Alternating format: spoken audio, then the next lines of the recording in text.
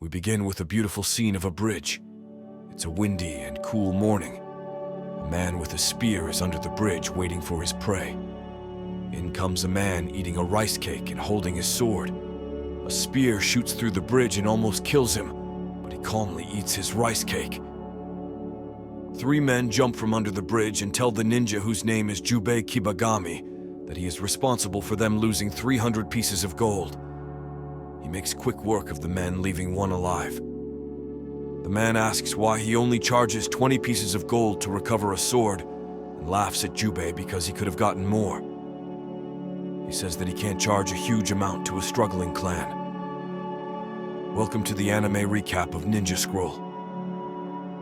We see a group of men riding horses in a rainy scene to a rocky hilltop. The scene switches to a plague-infested village where a woman walks aimlessly through the town. Everyone in the town has succumbed to a deadly virus outbreak. We then see 2 men having a conversation. The young girl, who is also infected with the plague, tells them that everyone is dead in Shimoda village. It is also revealed that she is being controlled by a ninja. The outskirts of Shimoda village are closed due to the infectious spread of the epidemic. Hanza is ordered by the Chamberlain to take the Koga ninja and investigate what happened in Shimoda village after being told that strange ninjas were seen in the village the night prior. After strategic planning, it was reported by Hikoza, one of Hamza's spies, that there were only 8 confirmed ninja at the village. Just then, Kagero enters asking why she was left out of the mission. We learn that she is a poison tester, and her lord left his domain, so for that reason she demands to join, as she feels that this is her duty. It's a full moon, and ninja are moving silently from tree to tree. Hanza asks his subordinate to look for the other team led by Hikoza. Just then, his subordinate is electrocuted by an unknown ninja. Bodies and trees are torn like paper from the spinning 2-edged blade. Tasai, a ninja who has the ability to turn to rock single-handedly, destroys the whole Koga ninja team. Kagero tries to escape, but Tasai catches her. Tasai carries Kagero to a hideout to have his way with her, but he is abruptly interrupted by Jubei. Jubei throws a dagger in Tasai's eye, helping him and Kagero to escape. Tasai viciously pursues the pair but is stopped by Yurimaru. He tells him that they have a mission to complete. Suddenly, we see an old man with a staff gazing from the shadows. We switch to Jubei and Kagero having a conversation about what just transpired. She hastily leaves but breaks down in tears after being assaulted by Tasai. Kagero makes it back to the Chamberlain's quarters to deliver the message that the Koga ninja team have been defeated. The Chamberlain instructs Kagero to go back to find out who the killer is and what is his objective. Meanwhile, Jubei, who is on the path to Kakio, is viciously attacked by Tasai. Jubei slashes him with his sword, but Tasai is unaffected by his blade. Suddenly, Tasai's rock-like skin starts to deteriorate, and Tasai then throws his double-edged blade at Jubei. This gives Jubei the opportunity to cut Tasai's fingers off, thus causing his own blade to kill him. The old ninja appears again and tells Jubei that he has great skill and would be useful on his team. Jubei declines, but the old ninja tells him since he defeated one of the 8 Devils of Kimon, they will hunt him down until they kill him. He also explains to him that he didn't defeat Tasai by himself. He explains that Kagero also helped because of her unique technique. The next scene shows Yurimaru talking to Gima through a thin line, explaining to him that everything is going according to plan, and Gima approves. Just then, Zakuro, who is madly in love with Yurimaru, tells him that their other member, Benisato, is currently searching for Tasai. She then makes her advances, but is rejected. It is revealed by Zakuro that Yurimaru loves Gima. She laughs and explains to him that Gima loves men and women, and he also loves Benisato. We switch to Benisato, finding Tasai dead on the ground. However, his hand leaves an imprint of Jubei's face. We find our hero in a hot spring, trying to recover from his fight with Tasai. Suddenly, Benisato appears and attacks Jubei, putting him in an illusion, but luckily the old ninja threw a dart in Jubei's arm to break the spell. Jubei grabs Benisato, but is shocked when he realizes that she sheds her skin like a snake. Jubei asks the old ninja about his recent attackers. He told him that the attackers are the 8 Devils of Kimon, a group of ninja who work for the Shogun of the Dark, and they want to rebuild the house of Toyotomi, who is the ex-ruler of Japan. The old ninja explains that he has 16 lords behind him and is trying to expand his influence. The old man offers 100 pieces of silver to work for him, as he is a Tokugawa government spy. Jubei declines, but the old man blackmails him and tells him that the dart that was thrown at him when he fought Benisato has a special poison, and the only way that he is able to get the antidote is to work with him. Jubei is quick-witted and takes the dart and stabs the old man with it, but he tells Jubei that he already threw it away, so Jubei tosses him in the water. The old man tells Jubei that his name is Dakuan. We return back to Urimaru's residences, where he and Benisato are having a conversation. He asked her if she killed Jubei, but she told him someone interfered.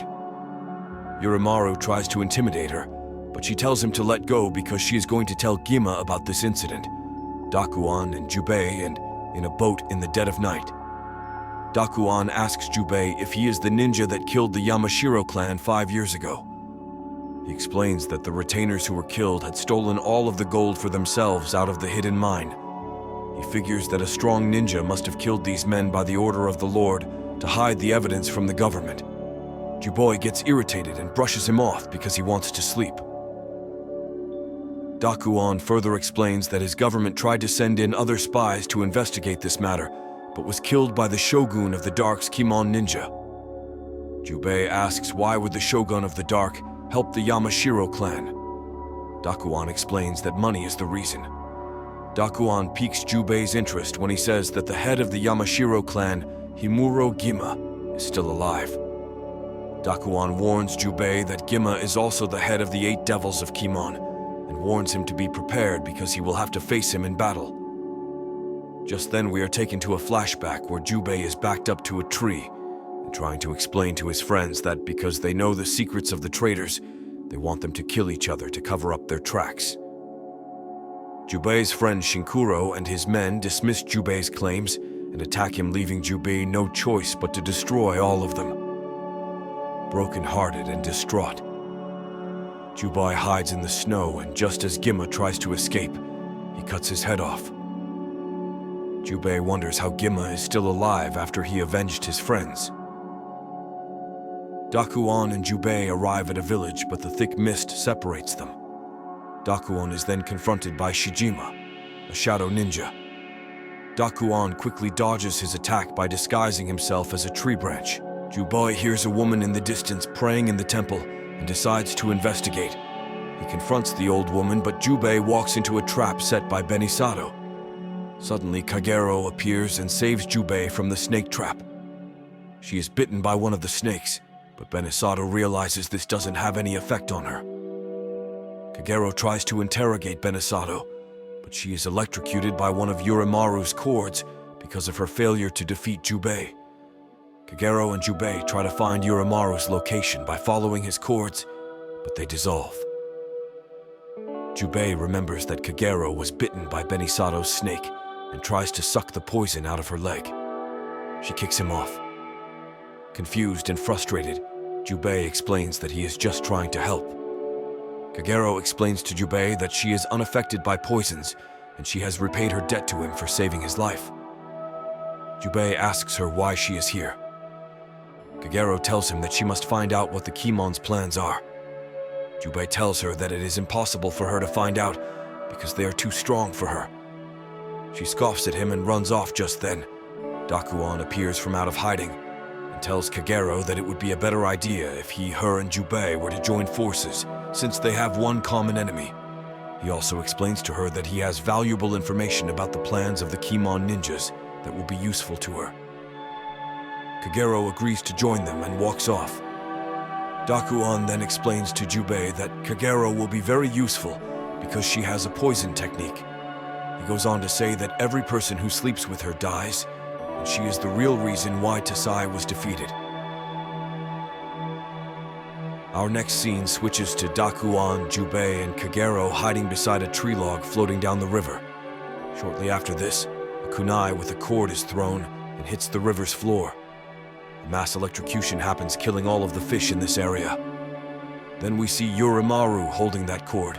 He tells his subordinates that the ninja who killed Tasai are strong, and they must remain cautious and leave no stone unturned.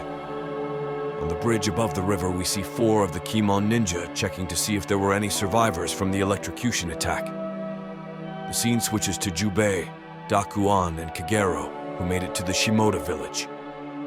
Dakuan explains that the Kimon ninja poisoned the water, killed the villagers, and made it look like an infectious epidemic disease. This was their method of keeping curious people out. He goes on to say that they are planning something extraordinary. Jubei expresses his interest, but suddenly 3 wasps fly into the village hut and then leave. This causes Jubei and the others to become suspicious. The wasps report back to a ninja, where he tells the wasps to act as a guide for the others. Just then, we see a huge swarm of wasps headed towards Jubei and the others. They leave the village and make it to the hill, but the wasps catch up with them. Kagero turns and releases a technique where she releases pollen mixed with anesthetic to slow down the wasps. This gives Jubei the opportunity to catch up to Mushizo. He runs into the watermill where Jubei chases him. Jubei asks if Gima is alive because he killed him back then. Mushizo tells him that Gima still lives because of his reincarnation technique. The battle ensues as Mushizo throws kunai at Jubei, then tries to attack him with his staff, but Jubei quickly dodges his attack, revealing that his back is a wasp nest. Jubei cuts bamboo filled with water, breaks through the window, and quickly dives into the water to escape the wasps. Mushizo jumps onto a tree limb by the water's edge. 2 other ninja appear to find out the status of the situation, but Mushizo tells them not to interfere because he has everything under control. A few moments later, we see Jubei hidden underwater below Mushizo. Jubei then hacks off his leg and Mushizo falls into the water. Mushizo tries to attack Jubei underwater but fails. We then see that Mushizo gets stung repeatedly from his own wasps and dies because they are starving for air. This causes all of the wasps that Kagero were keeping at bay to subside. Jubei then thinks about the information that Mushizo gave him in the mill about Gima's technique. Our next scene shows Dakuan explaining to Jubei and Kagero that reincarnation is a very skilled technique and can't be performed by humans. Dakuan then abandons the team. Kagero then asks Jubei why he travels with the old man. He tells her that Dakuan hired and poisoned him. He needs to get the antidote and the money. Jubei tells Kagero to leave and continue on while he distracts the enemy. She declines and tells him she would owe him another debt, and she doesn't want anyone to tell her what to do. The poison is starting to affect Jubei, but he then asks Kagero where he can get a better view of the land. They climb a mountain where it is revealed that Hanza is walking without any arms. His eyes were poked out and mouth was sewn shut. As he walked to the cliff, he was stopped by Kagero. Suddenly, Zakuro appears and releases gunpowder into the air. Jubei reacts, then grabs Kagero and jumps off the cliff as Hanza's body explodes. Jubei and Kagero are shown hanging by the string that Jubei has connected to his sword. Jubei begs Kagero to climb up to safety, but she declines because of her pride. The limb breaks where they fall, but luckily the sword is caught in another branch. By the time they climb up the side of the mountain, they are met by Mujuro, a blind ninja who challenges Jubei. The 2 then run off into the bamboo forest.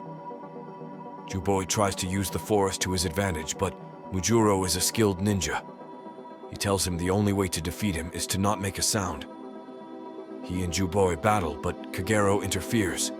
Jubei tells her to stay back. Mujuro tells Jubei that his sight is his weakness, as he uses his sword to reflect light from it, blinding Jubei. They resume the duel, but Kagero jumps in the middle of it, causing Jubei to react. He is able to defeat Mujuro by using the sound of Kagero's blade. After the battle, Jubei is frustrated at Kagero because she always wants to throw herself in harm's way. She draws close to him as he asks about her body being poisoned. Kagero explains that her body is so poisoned that if she so much as kisses a man, they will die. She taunts Jubei, but he asks her if her heart is poisoned as well, because she doesn't even value her own life. She is broken as she tries to kill Jubei, but stops. Jubei walks off, leaving Kagero to face herself. Later on, Jubei and Kagero find a destroyed ship, and Jubei reveals that the villagers were killed by the Kimon because of this reason. Kagero faints as we switch to the Chamberlain estate, where one of his underlings asks if it's true that all of the ninja who were sent to investigate the Shimoda village were annihilated.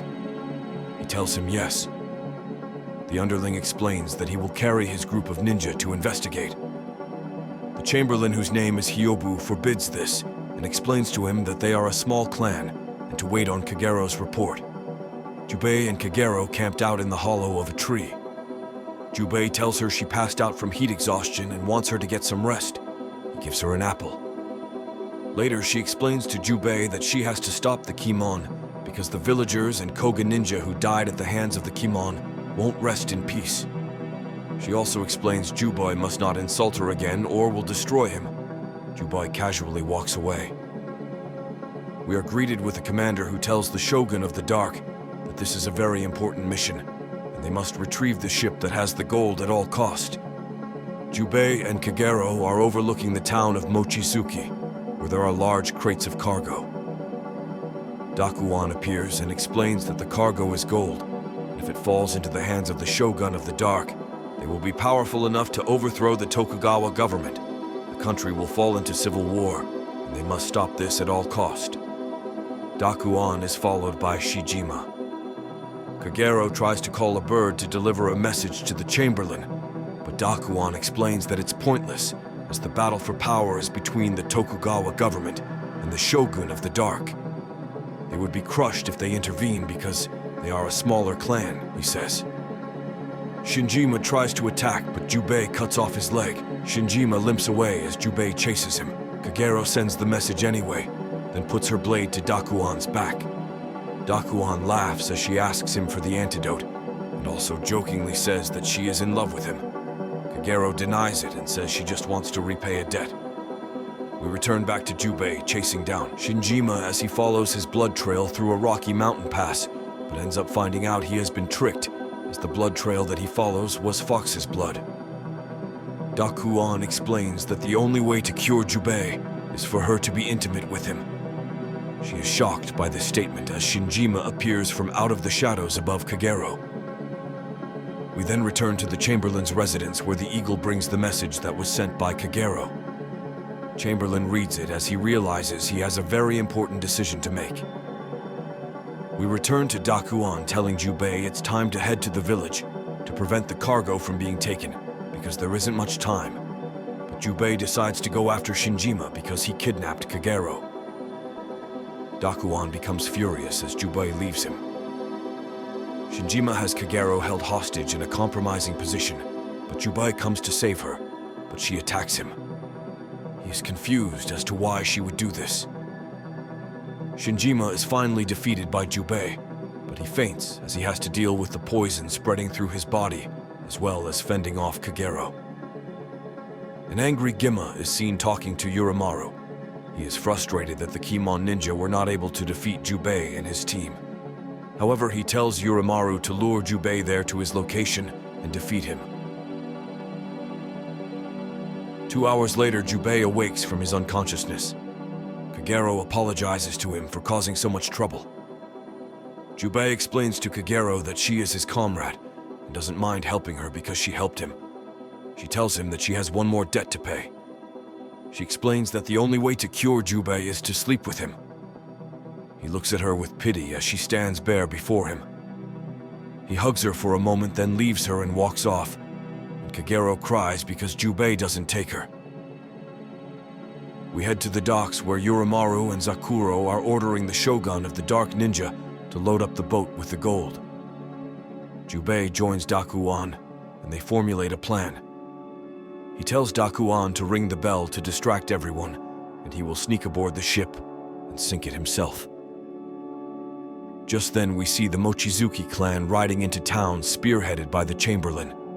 Kagero runs to them, letting them know to hurry and stop the ninja from loading the gold onto the boat. She is then tricked and stabbed by the Chamberlain, who turns out to be Gima. Jubei sees this and snaps. The Shogun of the Dark's forces attack Jubei, but he starts to strike them down one by one. Urimaru then tells Gima to let him defeat Jubei, as it is his wish to honor him. Gima accepts his request and heads to the boat. We are then shown Yurimaru heading towards Jubei in the midst of several dead ninja. Yurimaru and Zakuro stand in the front of the house where Jubei has slain many ninja. Yurimaru expresses his distaste for her, calling her a failure. We then see Gima bowing before the leader of the Shogun of the Dark's leader. He congratulates him on a job well done while asking if the Mochizuki clan was alerted in any way. Gima confirms that the situation is under control. At the edge of the boat, we see Dakuan eavesdropping on their conversation. We then carried back to Jubei, defeating another ninja. Yurimaru then enters the room. He then flanks Jubei and hangs him from the ceiling with his string and starts to electrocute him. Yurimaru then sees a rat walking towards him. He then realizes that Zakuro has set a trap for him. Jubei cuts the string and escapes, but Yurimaru is caught in the explosion. Yurimaru's arm is brought to Gima by Zakuro. She explains to Gima that he carelessly fell into her trap while trying to defeat Jubei. Gima brushes this off and launches the boat to set sail. Jubei then rushes to find Kagero where she is slowly bleeding out. She thanks Jubei for not treating her like a ninja but like a real woman. Jubei embraces and kisses her. She thanks and gives him her headband as she dies in Jubei's arms. Jubei then puts Kagero in a boat and sends her off to the ocean. Jubei then heads to the boat that has already set sail, but he is able to swim aboard. We then see Dakuan inspecting the cargo at the boat's basement to confirm that it is gold. However, Zakuro observes him from a distance. The leader of the Shogun of the Dark and Gima are in a room together, where the leader is explaining to him his intentions. They plan to buy the most advanced weapons from Spain and overthrow the Tokugawa government, as well as restore the House of Toyotomi. Gima then interjects and the leader gets furious and attacks him. Gima then grabs the leader and hangs him from a ledge and states that the Kimon will take the gold and will use it to organize the most powerful army of ninja ever. He then shoves the leader from the top of the ship into the water. Jubei is then seen climbing aboard the ship, then defeating two ninja. We then go to the bottom of the ship where Dakuan and Zakuro confront each other. He tells her that she is the one who will help him sink the ship.